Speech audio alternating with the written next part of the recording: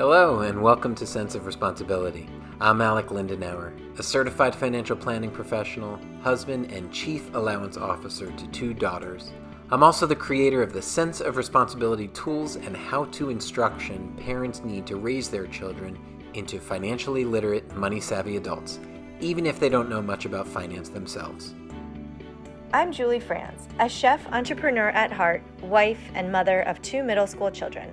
I also curate the Sense of Responsibility community so parents have a forum to ask questions, share success stories, and discuss their journeys. As a financial newbie myself, I'm also cultivating our group support system to help carve out my own family's path toward financial literacy. Hello again, COR parents and caregivers. Welcome to our 6th episode of the Sense of Responsibility podcast. Today's episode features another special guest and longtime close friend. Today you're going to meet Nora Ellish, mother of twins, husband to Craig, and a very successful public relations consultant. Like many parents, Nora was struggling to raise money-savvy kids. She and I got to talking about that when we were both in COVID quarantine back in 2021. When I told her about our course, Starting Your Elementary-Aged Child on the Money-Savvy Path, she was all in, super excited. But despite that excitement, it took a good 7 months for her to actually watch the instructional videos.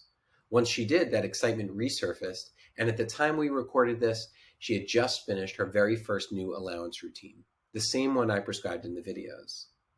We'll hear Nora talk about that lull, as well as some wins and challenges she faced in her setup, execution, and after the fact. Even though Nora's new at this, she very quickly noticed changes in her children's attitudes about money. I look forward to all of you meeting my good friend Nora Ellish. So with that, here we go. Teach sensibly, everyone.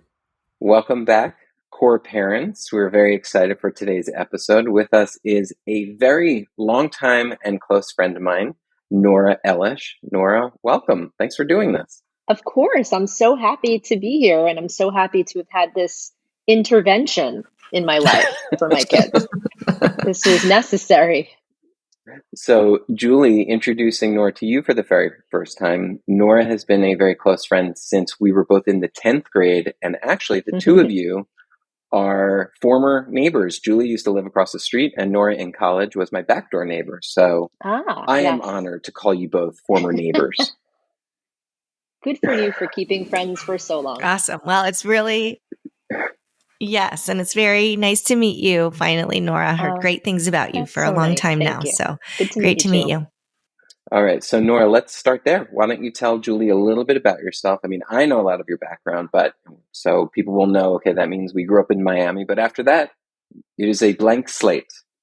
Yes. So, I mean, I could go on and on about my life story, but the basic, summary is that, yes, I grew up in North Miami Beach. Alec and I went to high school together and college. And then I moved to New York City where I worked in media. I was a producer for Good Morning America was my first job. And then I went into producing for NBC. I worked for what's now the third hour of the Today Show. I did that. And then I did some more production stuff. I ended up moving back to Miami. I lived in South Beach. And then I moved back to New York City. I'm a big mover. I just put stuff in a box and go. Went back to New York City and I worked for an agency at first, working with media clients. And then I ended up working for Bravo. And at Bravo, I worked on the original Queer Eye. I worked on Project Runway. I launched Top Chef the first season. So that was really exciting. I had that job for a few years and it was great.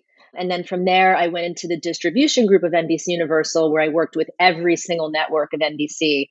So I got to know the publicity head doing PR communications. So from there, I worked with a lot of the communications leads for everything from E and Oxygen, NBC Sports, the Olympics, everything.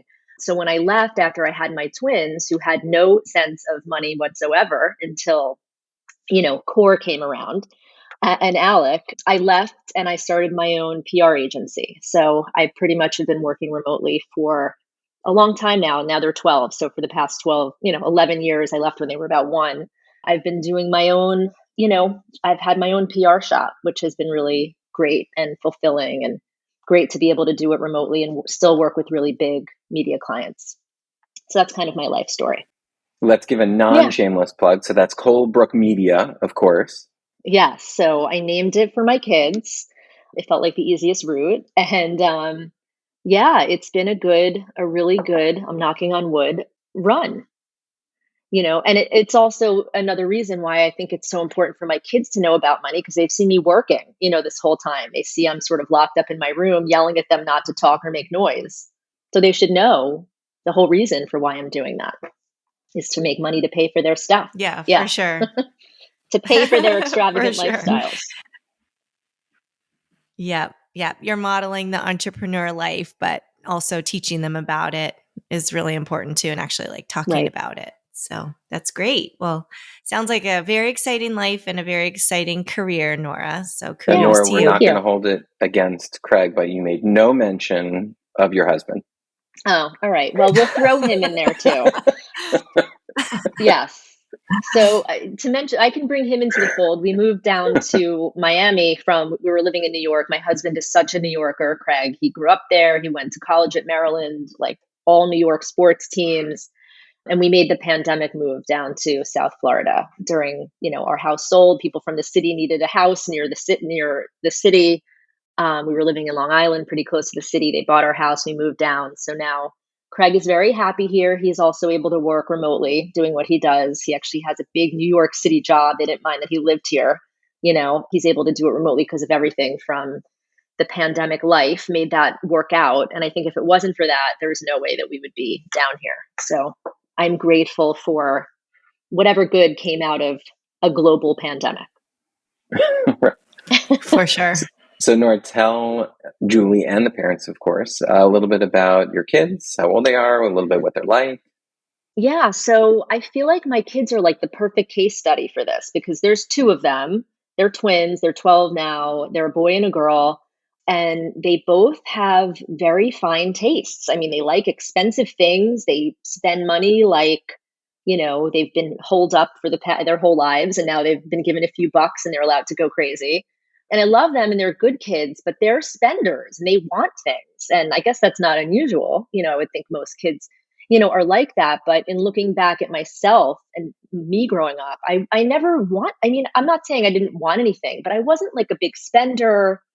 I wasn't into that. Like I didn't have to have the nicest sneakers or, the most expensive this or that. I was more plain. That stuff didn't really interest me. So I think maybe because I didn't ask for much, I kind of didn't want for much. I grew up very, lucky. I had, lived in a really nice place. I had a nice house. I had really all my needs met. I just didn't ask for much more. So it was never a conversation saying, no, Nora, you're asking for too much, we can't. I just kind of got what I got and it wasn't, such a thing, but I really was hitting a wall with my kids. My son, he wants his Lululemon shorts. I mean, this is a problem because we all know that the Lululemon shorts are always $68. They are $68. My daughter is she's a Lululemon girl as well. So I feel your pain. I blame it on much. social media. And then, my daughter is she likes the finer things and it becomes very expensive. And I am, I'm very frugal. I spend on what I need to, but, I'm certainly not like a brand name with the bags and, none of that interests me. I'd rather put my money towards like quality of life, a nice trip, living in a nicer house, going out for good dinners, like things that are not materialistic that I'm holding in my hands. Like I don't know. That just doesn't interest me. I relate with you 100%, Nora. You're speaking my language on every single thing you just said, and same with my kids too. So yeah, I'm with you. It's very hard. Yeah, it's hard when you have these kids who are like, and maybe it's just immaturity or they don't get it. They really and truly, I don't think understood the value of the dollar. I don't. I mean, you could say you don't understand and berate them for that. But the truth is, they really didn't know. Yeah, they need to be taught. Yeah, they really need to be taught. And and I'm sure we'll get into it. But during that first day, Brooke had all this change. And she said, well, I want to keep my change and count it out. And I had initially said, oh, just put the change into the change bucket. And she said, no, I'm going to count it out. She went to count it out and she goes, how much is a nickel? And I'm like, oh boy. I'm like, this is for elementary school age kids, Brooke. You are in middle school and you don't know how much a nickel is. I'm like, it's 5 cents. Yeah. She was like, I knew that. Okay, whatever. But she ended up getting $5 worth of change. out of her change. Oh, So wow. So she counted it all up, and that's what the total yeah, value was? she had $5, and I said, which one are you going to put it into? And that, even that alone was helpful for her, because she Yeah. learned how much a nickel is, which is good to know in life. So let's just go back for a minute, though. When you grew up, do you remember money being a topic of conversation? Did your parents talk about money with you? So I feel like money was always sort of like a weird topic. I don't know. I mean, I just remember like I would be going out and my father would give me a $20 bill. That was mine. I was always happy to get that from him. And I never asked for more. I would never say that's not enough. I would just kind of like make it work, whatever he would give me. But I don't really remember like them setting me up to manage money. I don't remember them giving me too much where I was like, I really don't have much memory of it being like a thing. I just don't think I asked for much. I think I had what I needed. And if I'm being honest, I mean, there was, my life growing up was sort of interesting because we always lived in really nice places, and I never knew what my father did for a living. Like, it was sort of like a joke. Like, was he in the mafia? What, like, why do you live in this house? Why do you live on the Intracoastal with a yacht in the backyard? I'm like, I don't know. I don't see my father go to work. I don't know how he makes his money. I have no idea. Like, I don't know. Honestly. Wait, even now? Even today? Yeah. Well, even now. So now, I mean, their big thing is my mother's in real estate. So she has done so well in real estate. She'll buy a place, she'll sell it, move somewhere else, sell that. Like, it's a whole thing with them. So I think looking back, I mean, my father always worked, and my mother was really the one with this real estate, making these really smart real estate investments and then moving to the next place. And they're still doing it. And I say to my husband, I'm like, we're really lucky that we have parents that have a few bucks, that we don't have to worry about them. They make these investments that are, that are really wise. I think looking back on it, I just felt like I always had what I needed. And we certainly weren't like rich people with fancy. I mean, we always joked like we would go to Disney and we'd pull up, like my parents, drove a nice car, whatever. And they would say, save your cups for the refill at the Disney park. And it would have like holes in it. We're like, the cup has holes in it. They're like, you have to save the refill cup. They're like, we're not buying another soda. And I'm like, that's insane. I'm like, literally, you have a sea ray in the backyard. Right. You live on the beach. Why am I saving my refill cup with holes in it? So maybe growing up like that grounded me a little bit. It was never, and they were never showy, and then you think about people who maybe didn't have as much and didn't live in as nice an area, and they were more showy, and they had the stuff, and they had the fancy cars, and they like, my experience growing up was not that. We were more down to earth, but like lived in the best spot, because maybe that's where they focused their money and their, that's where their invest bucket went, to living nicely. So what was it like then when you went off to college, or when you first graduated college and you were asked to handle your own money? Do you remember how that felt at all? Yeah, I mean, I remember getting like a bank, getting my bank card, and they definitely helped me, but I always wanted to have that first job. I wanted to live alone. I didn't want to have a roommate, sharing that space. So I knew that if I was going to do that, I had to get a job, and had to get a job that paid me something, to be able to pay for how I wanted to live. So I remember, definitely like I did get that job. I worked really hard to get the job. I had a million interviews. I had great internships. I'd interned at ABC News 2020, and I was actually Barbara Walters' intern. And Alec, I don't know if you remember this. I was writing for the college paper. Remember, you used to make fun of me that I was always like home on a Friday night writing for the Florida Alligator. And you'd be like, come out. Yeah. And I'd be like, I can't, I have a story due. I was such a nerd. I was like, whatever. So I wrote this article, and a producer from 2020 found it, called me, and he said, what can I do? He ended up coming to Florida. He interviewed all my sources about the date rape pill, Rohypnol. I wrote a whole thing about it. And he said, how can I repay you? They did a whole story on 2020. And I said, I want an internship at 2020. And it turned out he was Barbara Walters' producer. He had me go up. I was her intern. And then the next summer, he had a friend. He introduced me to him. He was a producer at Dateline. I went to Dateline. Like, I had all this crazy experience from that one article that I wrote. So I remember when I got there, I just pounded the pavement, anyone I could think of. Like, I just really was a go-getter to like get this good job. So my first job was Good Morning America. And I always remember my parents saying to me, like, do for yourself. Like, you don't ever want to have to count on it. Like, we're here for you and we will help you, when you need it, but do what you can for yourself. You'll feel better about how you're living. And the same thing being married, and my husband didn't really go into it with that same mindset that I had. He went into it, even when we were looking to buy our first home, he said, well, maybe your parents will give this much and my parents will give that much. And I said, my parents aren't giving for that. Like if we can do it ourselves, let's do it ourselves. I don't want to be beholden to your family giving us any money for that. And that was like hard for him. He was like, what? Like if they're willing to do that, why wouldn't you do that? And I'm like, I just don't want to be stuck with that. Like we paid for this for you. Like we have to do it ourselves. And if we can't afford it, then we won't do it. Then we won't buy a house. We'll rent. We'll buy something for less. And I think that has served us. We don't go above and beyond. We get what we can, afford between the two of us and the work that we do, and the money that we make. So yeah, that's sort of a little bit of my background. All right. So there is a story I'm going to ask you to tell Julie. Julie, when Nora and I both happened to be in a COVID quarantine back in late 2021 at the same time. And this is when I reached out to her, I said, hey, we're thinking about starting this thing, a sense of responsibility. And I said, I'd love to pick your brain. And she said, first of all, she said, I'm all in. She's like, I love this idea. I need this idea. Which, interestingly, Nora, later I'm going to ask you why the lull, because it took about 7 months from that point of excitement until actually doing it. But I'm going to come back to that. Okay. What I really want you to tell, because I'm curious about the impetus for, when you said, okay, now it's time. Now it is the time to sit down, do allowance with the kids, really make this a formalized thing so that I can optimize me teaching you about money, kids. Right. So you told me a story. You said, oh my goodness, I'm ready for this. And it's the story of the pink hat. Right. Well, so yeah, I mean, and God love them. They are adorable, but they have no sense. They just have no idea. And I was feeding into this and, my husband and Craig and I are very much on the same page. We are, of course we'll go for these nutty sushi dinners and spend crazy money on that. But then we'll be so tight in other areas. It's like, we really know where our buckets are. You're like your parents. Yeah. You're like your parents with the hole in the soda cup. Right. Exactly. Get the refill. No, you can't buy a new soda.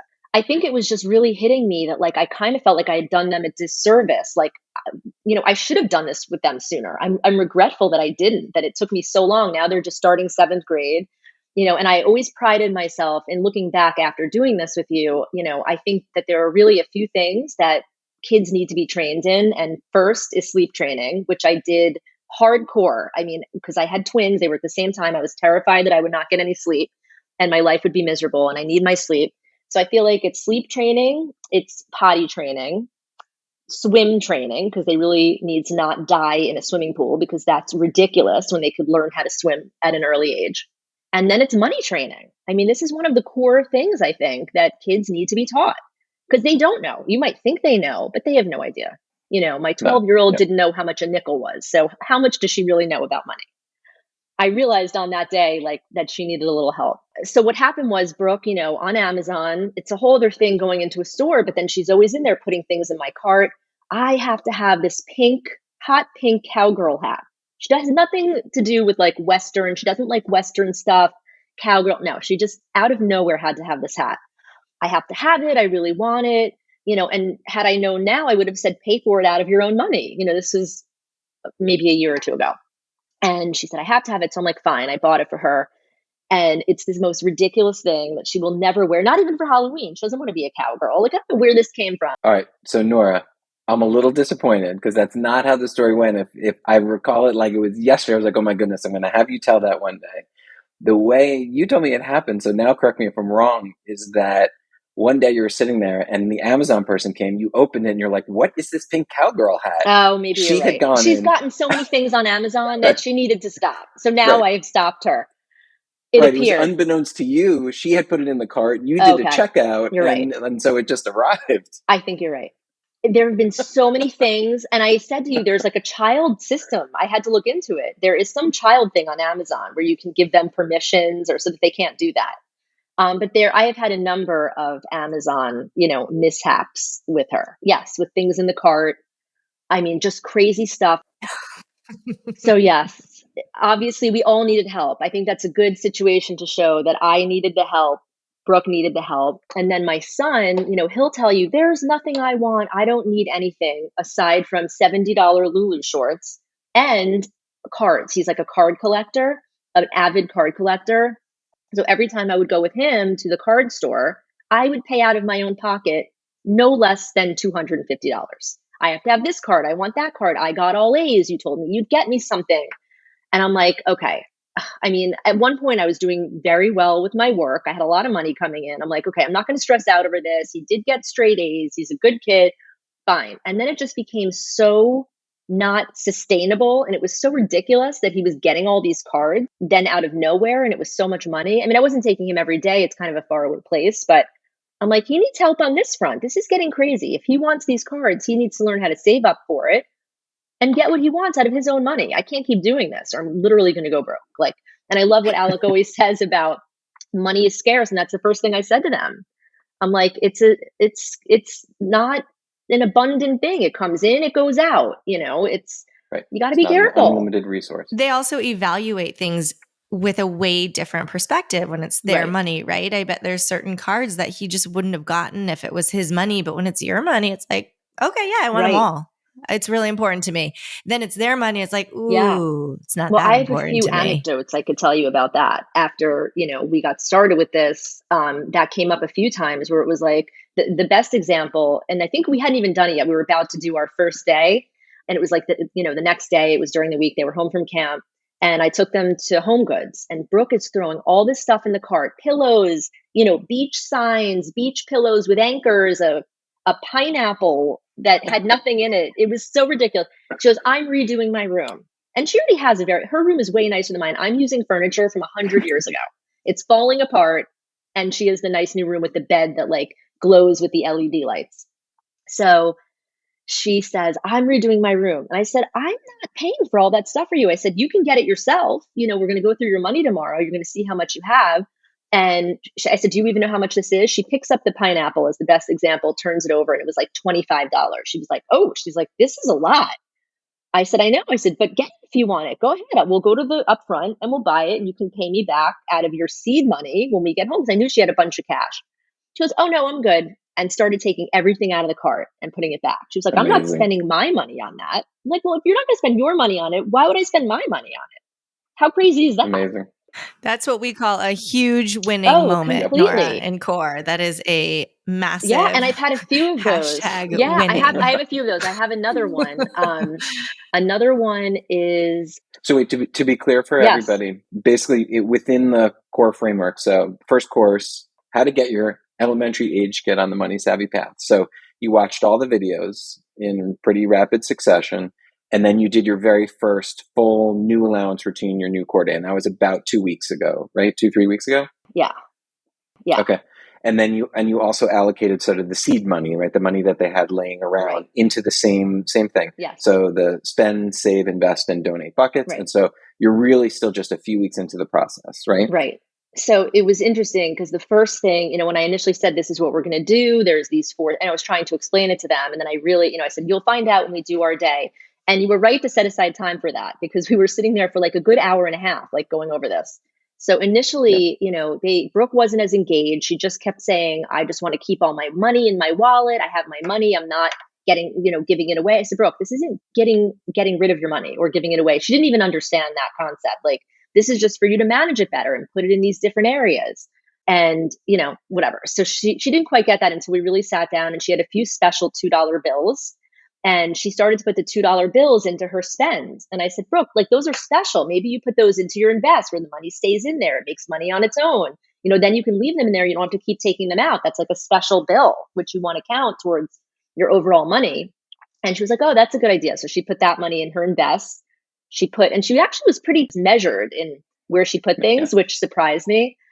And then she was more mindful with the Home Goods cart. She put everything back. And I think she started to really think like, I'm going to have to pay for this stuff myself. And I said, unless it has to do with your like living needs, if it's Starbucks, which we all know is hideous, but if you're getting a sandwich there with protein in it, I will pay for it. If it's a meal of some sort, I will buy that for you because you need to eat in order to live and survive. So I will pay for your food, but this is a great example. We went out with friends for lunch. This was just last week. This was after their second. We have done 2 money days, money Sundays. We did 2. So we go for lunch with another set of kids. So it's my kids, these 2 other kids, the mom. We get the kids ice cream. We go to the mall after. We all want to go to the mall. We go to the mall. And my friend's daughter goes into Lululemon. My mom said I can get whatever I want in here. I said, you are so lucky. That's amazing. You go for it. Enjoy your Lululemon shopping spree. And Brooke's like, Mom. And I'm like, I'm done buying you that. If you want to get something, get it. Take it out of your spend money. You have the money to get it. Do it. Of course, she came out with nothing because she wasn't spending her money on that. And was she upset? Was she happy? Was she accepting? How would you describe, what was her state of mind? So her state of mind, it's happened before where I've been like, no, I'm not getting you that. I've said that before. I'm not one of those, yes, yes. I say no to her a lot. But she also, if you were to look through her closet, you'd be like, wow, like she has a lot of Lululemon things. So she came out without anything. And I think she was a little disappointed, but she was also like, whatever, it's not like this is something that she wants and doesn't have any. I'm like, you have enough of this stuff. Let your friend go crazy on her mother's dime. That's goofy. I'm not doing that with you. So then she insisted, I want Starbucks. It's right here in the mall. I said, Brooke, we all just had ice cream. Forget the fact that it's so much sugar in your little like growing body. That's like insane to have that much sugar in that time span. I said, but you know what? You have a few bucks. If you really want to get it, go buy it out of your money. I'm not buying my own Starbucks. No, you should buy it for me. It's a drink. I said, I'm not getting it for you. And you just had ice cream, like a big ice cream with sprinkles. I said, I'm not doing it. And it was a big thing. That's great. I said, no. I said, if you want to do it, I'll let you, but you have to pay for it. She didn't get it. She didn't want to pay for it. Good. So I think she knows the value now of her own dollar, which is really the benefit of this. I think a few things to note, Nora. I think it's happening really fast for you, which I think is amazing. Like you guys have only done a couple core days and your kids already seem to be getting the hang of it. And I'm sure it feels really great for you to not have that weight on you of having to be the yes, no mom. Suddenly the conversation shifts, right? And they're like, can I have the money? And you go, sure, you can buy it, but spend your own money, right? And it's not like me saying yes or no or being mean or not mean or giving in. It suddenly is like, it's on you, girl. It's on you. And it really shifts kind of that dynamic of your parenting and your relationship with your kids when they start understanding that you're not an ATM and that they have the buying power and they can make their own decisions. And then one other thing that you said, we struggle with this a lot because some of the kids that my kids hang out with, their parents are very free with their money and they're buying them a lot of expensive things. And, Cassidy is always saying, oh, so-and-so, she goes shopping with her mom and she gets 8 bags of new school clothes and you're making me budget and you're tracking it. And I'm like, that's great for them right now. But in the long run, Cassidy, that's not really serving them. When they go to college, they might be really disappointed on how they find money works and doesn't work. It doesn't that's not a real sustainable situation for them. So you're learning how to budget and you're learning how to track money. And so, I think it's hard at the time, but if we can frame it in a way that's like, it's a teaching tool, this is really, I'm doing better for you in the long run. It can really work out better. For sure. And there's a few things, and I know Alec and Art speaking with you, I loved when you said, because it wasn't ever such an open thing. It was always sort of like, well, what does my father do for a living? Like, is he in trouble with the law? I mean, I never knew. It was always bizarre. So it was never openly talked about like money or whatever. So, when you said money should just be spoken about, like you shouldn't be afraid to talk about it, and let them know, like, even when you set it up, I said, Dad and I are the bankers, like we are the bank. And they're like, you're just giving this to us. I said, the point is to teach you about money. That's why we're not just giving you free money. It's for you to be able to manage it and understand. But to your point, Julie, like when you said about the friends, so Brooke made a friend, is such a spender, comes to spend the weekend with us. And she goes, we want to go to Meisner and we're going to Kendra Scott and we're getting matching necklaces. And I said, okay. I said, well, that's great. I said, and if you have your own credit card with you or a way to pay for your Kendra Scott necklace, you should do that. You do that. You get your Kendra Scott. I said, Brooke doesn't get jewelry out of nowhere. How much is a Kendra? Forgive me, everyone, but how much is a Kendra Scott necklace? A Kendra Scott necklace starts at like $65. Okay. So I said, no, Brooke, I said, the way we work in our house is that Brooke doesn't just get like diamond encrusted jewelry out of nowhere. We don't do it like that unless it's a birthday or a special occasion, and I will say this is what I'm wearing is a Kendra Scott necklace, which Brooke got for me on Amazon. This was before all the money thing. And she gave me the money for it. She gave me cash for it. So it was like a gift from her that she could get. So I thought that was really sweet. So she did understand at the time that she spent her money to get me this gift and it was special and I wear it and I love it. but I didn't feel bad saying to the friend, like, no, I'm not doing that. I'm not getting Brooke so that you guys can have matching necklaces. That's not happening. I said, but I will get you a little $7 string bracelet from the store next to Kendra Scott for you to have a little something matching that's remembrance of your weekend together. And she was like, okay. So I said, Brooke, don't be embarrassed. Yeah. I said, don't be embarrassed. Like, it is what it is. You don't get jewelry out of nowhere. So yeah. And then there was another thing with, and I wanted to talk more about Cole because he's an interesting case study about all of this. I know I'm talking a lot about Brooke, but Cole is a little more mindful of like money and spending. But this whole thing, with his cards. So with the cards, so once we did this, whole thing, he said, I'm going to put this money in my save and I'm going to save up for these card shows that come here because I want to be able to go to the card shows and get what I want. And that's actually been my biggest challenge is like waiting for the save. They're like, but we want to spend it now. We want to get this big thing now. We don't want to wait.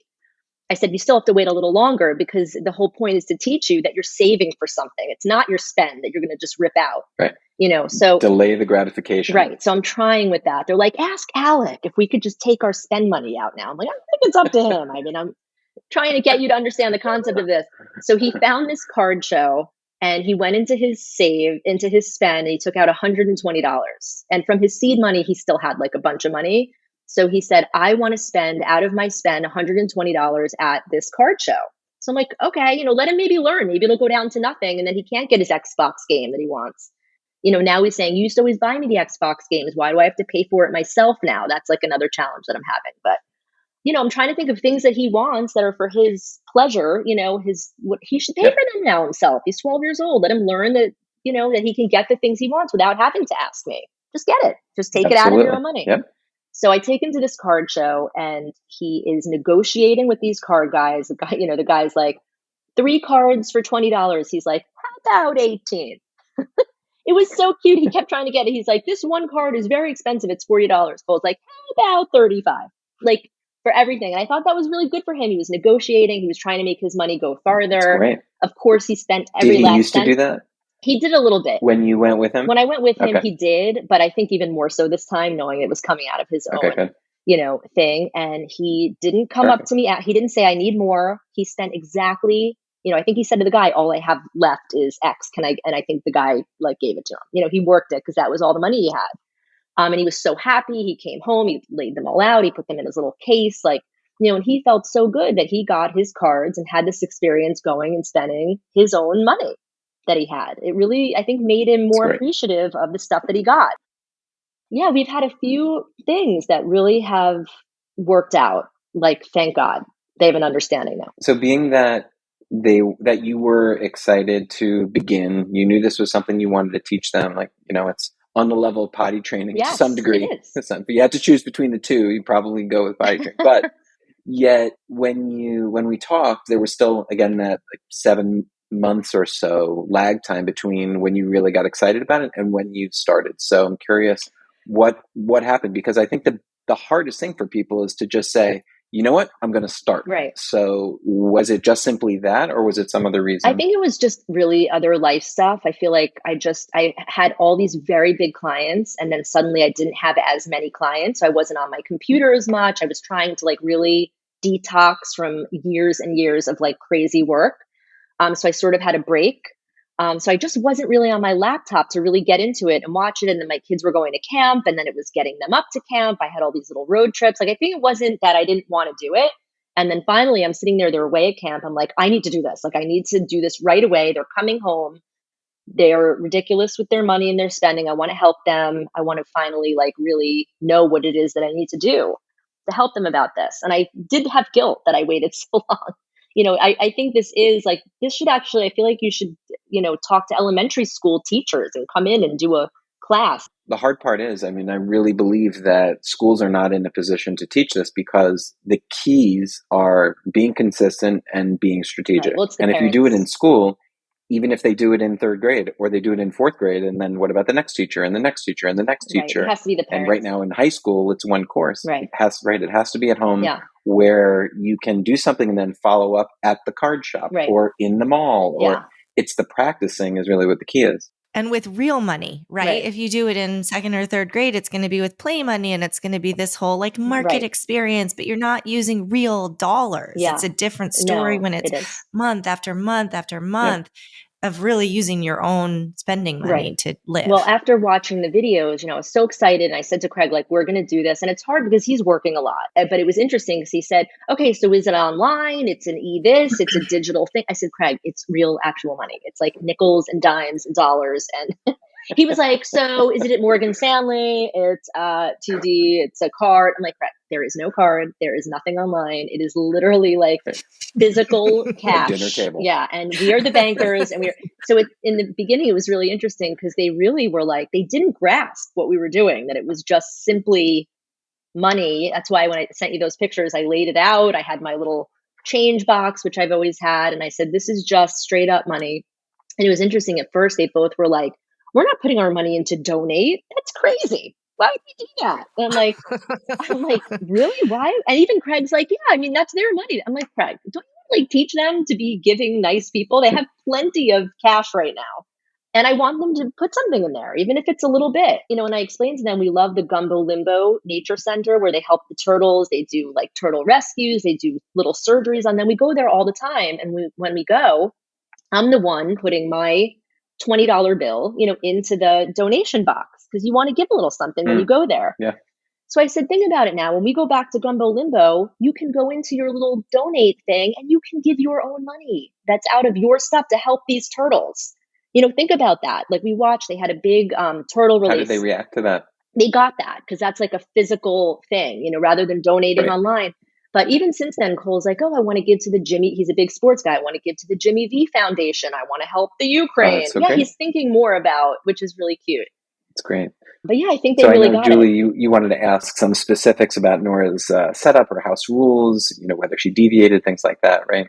Yeah. I'd love to hear a little bit more about your house rules, Nora. And you had your whole talk with your kids and you said, this is the way we're going to do it. Like, what is the amount that you decided on and how did you decide? How often are you doing it? Right. What is the amount that has to go into every bucket? Just kind of give us an overview of like, what does your whole thing look like?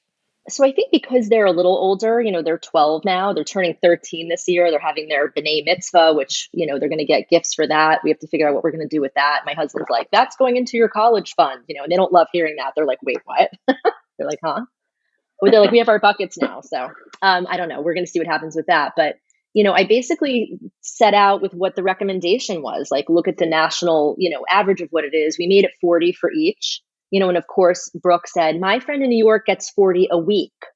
I'm like, well, that's insane, but okay, good for her. We get that too. Yeah, okay. I'm like, all right, okay, you're getting 40 a month, so use it wisely. Mm-hmm. And we just said a little, however much needs to go in each thing. And I had to tell my husband, don't like berate them for putting it where they want. It'll be interesting to see where they put it. And Cole really, it's a learning experience for you. Cole really he's like, I want to put a lot into invest because it's going to make its own money. He made $11 after the first one. And he's like, wow, like that's a lot. And Craig's like, we might have to lower that, rate for the interest. He's like, that is a lot. Yeah. So we basically said, just put a little something into each bucket. And then we had a situation where Craig was having a hard time, like, they're not doing their chores. They're leaving garbage upstairs. The house is a mess. Why are we giving them this money? And I tried to explain, like, that's something different. Like, and so Craig had the idea, which I thought was interesting, which I don't know if we'll really do unless the house really gets into like disarray and they're doing nothing. But he said, I want to take $10 and make another bucket of like helping around the house or giving it to the housekeepers who come, every 2 weeks. Because they're not doing their part. Meaning a fifth bucket that they have to contribute to. If they're being a mess and not doing their chores, maybe make it more. I love that. Yeah. That's amazing. amazing. And I said, I think a penalty bucket. Exactly. And I said, guys, you're going to get 30 a month and 10 of it is going to have to go into your don't keep the house a freaking mess bucket. Like, is that what you want? Do your part. I think that's a great idea. So that was any sort of penalty. Well, one, if it's expected, you can say, listen, everyone's expected to donate or to put $10 and more if you wish, but they have to budget for that. Right. Keep that in mind. That's one way to do it. Another thing could be like a penalty bucket that says, instead of, going in and saying, well, you're not getting allowance unless you do all these things. It's okay. You're getting allowance, But remember, I can always penalize and take away and go into the penalty bucket. So that resonated with them. Either way would work. That resonated with them. They're like, oh, wow. Because I said, Craig, keep it separate. I said, be creative with how you do that. And he goes, well, maybe they pay $10 a month if they're going to be such slobs. They can't be like that. Mm-hmm. So Slob tax. Exactly. So that came out of it. That's a really good life lesson though. I mean, you're not paying them to do chores, but you're saying there's an expense associated with not doing chores. Like that's a real life thing. I have to pay the housekeeper more or to come more often if we're not doing what we need to do around our house. And I think the way you've set that up is really, really smart. Yeah. Good job. Thank you. So we haven't done that yet, but that's the threat looming, that there might be that fifth bucket. I love it. It's like the third rail. Yeah. It's the fifth. I have another really interesting story about, initially when we first started this, and I'm still so excited about it. And I remember my husband saying like, we went to Turnberry. I told Alec we're coming down. We're going to Turnberry. So Craig was, had a few drinks. He's in a good mood. He's like, we were by the Aventura Mall. He's like, you both get $75. You can get whatever you want with it. I'm like, Craig, really? Like they're getting $40 a month now. You're just like, here's $75. This like random arbitrary amount of money. And he's like, you can pick whatever you want with it. And they were like, ooh, yay. Okay, that's $75. Okay. Brooke said, I want to go to the Aviator Nation section of Bloomingdale's because they have Aviator Nation there and I really want something. So, and this was after. There's nothing there for $75. No. So we get there. She picks out a sweatshirt. How much is the sweatshirt? It's like $165. I want this. I said, Brooke, that's great. I said, I think you should get it. Minus $75 from the cost of that sweatshirt. And you pay the rest out of your spend money and see how much you're left with, to buy your whatever else that you need out of it. Like you may not have enough to do anything else because you're spending it now on this sweatshirt. When dad said he would get you something, she tries it on. Oh, but I really like it. And then there was a t-shirt there that was like a little more than the 75. It was maybe like 82 or something, which was fine. Like for a $7 difference. I said, Brooke, if you get a t-shirt, then that's dad getting you a t-shirt. You don't have to put anything towards it because it's the amount that he's giving you, to spend. So she has on the t-shirt. She's like, but I really love this. I'm like, you can get either one. I'm like, if you get the t-shirt, that's your gift. No money out of your spend bucket. But if you get the other, you have to pay the difference. She hung up the sweatshirt. She's like, I'm not paying out of my money all that extra to get that sweatshirt. So I said, maybe your save is we'll get in the car. We'll go down to Miami Beach in 3 months, to wait for a little bit. And you bring your money to the Aviator Nation store and we'll make a day of it. And you can go pick out something that you've saved for at Great Aviator idea. Nation and get the sweatshirt. You want it, but like save up for it and go get it. I don't really need it. I don't really want it. So I'm like, well, I'm glad I didn't spend my money on getting that for her. That's how she feels. Exactly. So that was another really great, like, wow. Okay. She really does get this. She got the t-shirt. She wore it for. Now we just need Craig to get it. Craig needs to get it. And I was telling my mother goes, can your brother do this? He's 42. She goes, can we do this for your brother, Scott? He needs this. I know.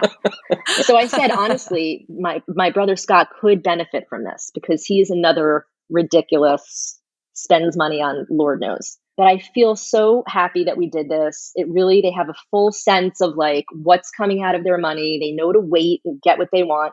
Oh, I have one more. So this is another interesting anecdote. So with the whole card thing, Cole goes to this card show, brings 120 of his dollars. I don't know if it's a twin thing. And I wouldn't say that they're like super close. Brooke is very annoyed by Cole. Even when he breathes, he's gross. He's breathing too loud. He's chewing too loud. These are not like hugging and, on top of each other, the same twins. Person, Nora. We are the same no, person. They're stage. Yeah. Oh my God. So she goes, well, Cole just took $120 out of his spend. I'm doing that and I'm buying something. I'm doing the same thing that he just did. I said, okay, well, just because he did that, you don't have to do that same thing. That's your money to spend, like wait to save up. I have to have an autographed photograph picture of a celebrity and I'm getting it. And I'm spending what Cole spent and I have to get it. So I'm like, okay, Brooke, this is a little insane, but whatever. If you're taking out of your own money, I can't tell you no. She goes online on eBay and she finds, what's his name? I think I wrote it down. Whatever. She finds this autographed picture, buys it. And I said, before you even hit buy, I need the cash. Go in your little bucket and give me $80. It was $80 to ship it, to buy this thing, $80. So she counts out the 80, gives it to me, hits go. And I printed out like registers for each of their slots So they deduct it, right away. Right. They're registering how much is left, how much was there. So I said, write in your thing minus the 80 out of what you have in your spend. She writes it down. And, I said, "Brooke, maybe that's like a little crazy to get that random signed thing." So she said this is what she said to me. She said, "Mom, it was an educated purchase because the day I got my signed picture in the mail, his Netflix show is number 1 on Netflix." Oh, so it's So an she said it's investment. an investment. She's like, "I'm really glad I got it because now his show is number 1 and I got his, now I have his signed picture and I'm happy to have it like hanging in my room." All right. Well, I will say, Nora, these anecdotes are definitely very interesting. They always are. One of the things that could come out of it, because it sounds like, obviously they're starting with a lot in their spend, is that if they spend it Right. down, then they're going to look and they're going to say, wait a minute, now I'm left with the amount that I'm getting monthly. Like I had all of this, and they look around and say, but I don't have anything to show for it except this autographed picture of some Netflix Right. star. And we want them to learn when the lessons Right. cost dozens of dollars. A few $100s can be painful, but it is still better than when they're in their 20s or their 30s, and those lessons are costing them thousands or tens of thousands of dollars. So, as painful as it is to watch them spend money right at this juncture, this ultimately is a Right. good thing. Yeah, 100%. And that's, what I said to my husband too. I'm like, let them do this. And then they'll see every month when we sit down Right. to tally what they've gotten there, they'll see how much it's gone down and how much they have, Yep. knowing that they're getting the 40. So what do you think the biggest challenge has been? You're just a few weeks in, but what's been the most challenging thing so far? I don't even know that I would say that it's challenging. It's just, I feel like the biggest thing is we want to spend our save. Like that's their every day. But we just want to take that and we want to spend that. I'm like, what is it that you're even getting? And why do you have to have that right now? You have to go blow all your money on cards and then you can't go down the line. I said, Cole, why don't you read to me when these card shows are coming? X date, X date, X date. I'm like, that's 5 card shows. Don't you want to be Perfect. able to like have a little something each time you go? And I think that's why this is so valuable and so important is like, these kids are already 12 and they're still like, let's spend it all if I have it. Ooh, even though now they're definitely more mindful knowing it's coming out of theirs. But I think had we not done this with them, they have no concept of what's in my wallet or in my bank account. They have no idea. They can't see that. And I've been strict with Cole like that. Cole got an Xbox game. I said, you owe me $20. You can buy that yourself. You have the money for that. You used to always buy them for me.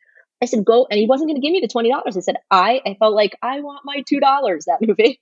He was like so grumpy about it, but he gave it to me. A good reminder is always, well, listen, I hear you, but keep in mind, the money that you're using as your spend money did come from me initially. So it's not like you just planted some seeds in the backyard and that grew. It did come from my wallet. So don't think, child, that this was just found money. Exactly. I would also say that it is really important for the save, especially in the beginning stages of all this, those first few months, even the first couple of years, to really have a specific goal and stick to it for that save. So if it is, the card show is coming up in 3 months, so it is not to be touched, or it is $400, that's your item. I'm not going to say that it has to be militaristic and never ever changing, but it should really be the exception and not the rule. Once they establish this is the item I'm saving for, or this is the dollar amount or the time frame, whatever it is, the event, then you really want to try and stick to that as much as possible. Is it normal? I think they're like afraid to pick something to say, like, I feel like in their minds, it's like, then they're getting rid of all their money in there. You know what I mean? It's like, when I say they're like, oh, I don't want to, like, I just want it now to buy this and that. There's nothing I really want to save up for. That's what they'll say. Then I would say for the time being, for a placeholder until they identify something, I would have a specific amount. Say, if you can't come up with something, I'm going to provide for you. And I would pick an amount that is going to take them somewhere between, at their age, let's say 3 and 5 months, whatever that dollar amount is. If at the rate that you're giving them, if that's going to be $200, then it's $200. If it's 80, it's 80. If it's 400, it's 400. Whatever that amount. Should I not let them take it out before a certain point? Or, that's my question. Like, should they keep it in there, or can they take it out of their save if they think that's what they want to do? Anything that comes out of the save for something other than the goal that was established should be exception and not the rule. If they do that, then you say, okay, listen, this isn't the way that it works. I'm going to let you do that this time.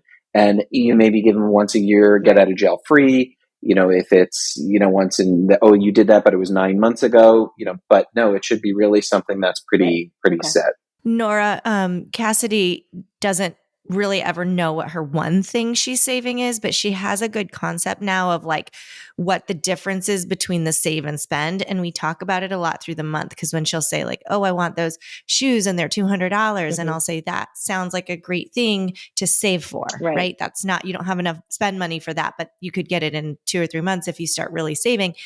And so it's more of like the conversation that goes along with it, but she may have written like 3 different things all within the same sort of price range that she might be saving for, but it could change. She might want something today and 2 months from now, something different. But I think the most important thing for her, she's understanding the difference of what we can buy today and what we have to save for 2 or 3 or 4 months down the road. Right. And Julie, wouldn't you say John is somewhat on that same path when it comes to biking things, right? So his save bucket has been more along the lines of, I know there are things I'm going to need for my bike. I don't know what they are. And then when those things come up, I can tap into that resource. Yeah. For him, he has a lot of bike maintenance and bike repairs and bike replacements, and a wheel for his bike he just had to pay $260 plus the labor to replace it. And so if he didn't have that money in his save to pay me back right at that moment, he would have been bikeless for a while. So he's also learning that that's a really important thing for him. And at one time he wanted an Xbox, and we went to Best Buy, and I said, you have enough money and save to buy an Xbox, but like then you won't have any money for your bike. So what's more important to you, to be a gamer or to be a biker? And he's like, no, I'm a biker. Like I can play games on my computer. It's fine. And so I think it's, again, just like analyzing who you are, what you're about, where your dollars are going to go. And that save bucket has been really instrumental in them, like kind of realizing their true passions and where they want their money going. When my kids were starting this and they were in 3rd grade, they knew they wanted whatever I talked about in the video, that inflatable unicorn, right? The ridiculousness that they bought. But, Cole might be the perfect example of, just like John, where it's like, okay, you know what? Your save bucket, instead of us having a specific goal, this is your card show save bucket, right? Maybe it's a savings account essentially dedicated to that because that's your passion. So that could be an alternative way to do it. I do wonder, because I started later, and I wish I did this when my kids were in 3rd grade. Now they're in 7th, and I have, I bought him the Xbox. I got the $200 sneakers for school. I didn't want to. It killed me to do that, but like they needed sneakers for school. And before that, I had taken them Champs, this store, that store, this mall. No, to DSW. No. I started to lose my mind. They literally broke me down. It was like I was waterboarded into buying these $250 shoes, honestly. But I did it because they needed shoes, or they would not have shoes to wear to school. They would be like in Crocs. I don't know what. They would be wearing socks to school. So, I wonder, have I failed them by setting the bar too high by buying them these things to date? Because I have, because they haven't, been buying stuff for themselves. So you definitely you have not failed them. That's for sure. You are on a different path now. And this is a wonderful thing. I will share with you what we talked about last week, actually, with my friend Robbie on this very same podcast. I said, when Grace wanted same thing, she wanted $150 sneakers or whatever the case was. We were at Nike Town and we were looking at the sneakers, and this was the baseline sneaker was X dollars. I think it was $100. It's like, okay, I want you to at least fit in. I want you to not everyone to point at your shoes. Like, that's more than I was expecting to pay, but okay, if this is the norm. But she wanted an upsell. She wanted a premium. She paid the overage. She paid the difference between the baseline and the ridiculousness. And she was very happy. She loved them, and it was worth it to her, the extra $30 or so that she paid out of her pocket. And I think I'll do that moving forward. But right now, Cole's prancing around in his Yeezys, which is not happening again. It's not. Yeah. Or Nora, what I do also is Cassidy would love $600 shoes for school, this year. And I'm like, well, that's more than your whole budget. So how about we do $200 on shoes? You can get 2 pairs of Converse. You can get 3 pairs of Vans. What can we do within that $200 range? And I think she wants a pair that's $150. And I'm like, okay, well, that's it. Like you get 1 pair then, it's really, then I'm not paying any overages or anything you're not paying overages. I'm just giving you $200 is the max I will spend on shoes. figure it out, Right. and we'll see. Yeah. We'll see what she does. Yeah. I think this is so great for kids to have even this attention put on them to help them understand this. A lot of kids don't, and I really felt it that day with my, that we took the kids out for lunch, my friend and I, and she said to me, Nora, like, help me, teach me, tell me what this is, because my kids are a mess. And in went her daughter into Lululemon with a giant shopping bag. I felt good. Brooke may have been a little disappointed that she didn't leave with the big shopping bag, but in a weird way, I almost felt like and I know this is very psychological, but maybe she felt a little more cared for in that moment. Like I was looking out for her, teaching her something when this other girl was just like, la di da. You know what I mean? Like I can't. She will thank you, Nora. Yeah, I hope she so. will thank you. If it's not today, she will eventually. I think it stuck with her. She got it. I think she's getting it. I drop that on my kids every so often when they say, well, how come they're doing that with their kid? I say, yeah. I guess I just love you more. And it's really true. And trust me, if those people knew, maybe not everybody knows how to help their, that there is a way, that it's a taught thing. Yeah. It really should be. All right. So Nora, that's a good transition to the last question, which is what advice would you pass on to other parents who are thinking about starting on this journey that you just did? I think it's one of the main things that you need to do with your kids for sure. And I just wish I'd done this sooner. I think elementary school, like you said, you started your kids in 3rd grade. That really would have been ideal. It would have saved me years of spending hundreds, which has become thousands, on nonsense that is meaningless. That, it's exactly like my home goods example, toss everything into a cart. I've got to buy it. It doesn't mean anything to the person I'm getting it for. They don't know how much that costs or where it's coming from, what to prioritize. Like this really taught them how to know what they're getting, and I think even by saying, Dad and I are the bankers, your money is coming from here.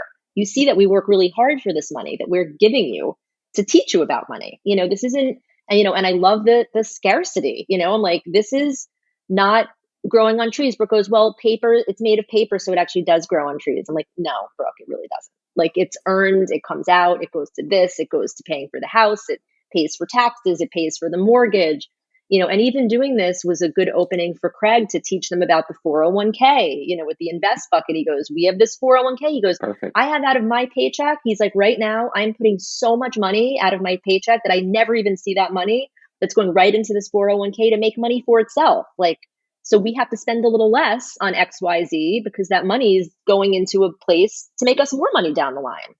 That's what it's about. It's about relating your experience. So I hope that you said, look, this is my investment bucket and this is my savings bucket. Yeah. And it was great for them to hear from their father, who they see sitting there locked away in an office all day. Well, what's he doing in there? He's working hard to make money to put in his little buckets. That's what he's doing. Yeah. So excellent. I think it's so great. Yeah. Well, I wish you guys so much luck. And, I'm telling people about it. I'm sending out, the links. My friends want to know like how, my friend that day saw her daughter with the Lululemon bag. She's like, you need to tell me like what I need to do because we need help. And I'm like, you do, because that's pretty hideous what just went on at Lululemon. Yeah, it's important. Those people and everybody, they can sign up for the first course, of course, which is starting your elementary age child on the money savvy path. So that's up and live. Thanks, Nora, for participating in it, for doing it, for loving it. And we want to remind everybody to subscribe, whether you're listening to this on YouTube or your Apple podcast or your Spotify podcast, whatever it is, hit that little subscribe button. That always helps. And I always like to close by telling everybody to teach sensibly. Julie, unless there's anything you want to add. This has been great. Thank you so much, Nora. I love all your stories. I wish we lived closer and we could get together for coffee regularly and talk about these stories because I think our kids are very similar in that way. And I just really appreciate you taking the time to tell us all these great stories and also to do what you're doing with your kids. They will thank you later. We'll see. Promise. TBD on that. But no, they're doing great with it. Keep up the good work and I will try to keep up your good work through my kids. But it's already been a world of difference in just the 2 times we've done this. And we're going to definitely keep it going. And I would say even beyond elementary school, it still works. We're in the midst of middle school. I mean, I would say get into it. It's better late than never for sure. Totally. Yeah. Agreed. And those courses are in the works too. So thank you, Nora. Thank you everybody for listening.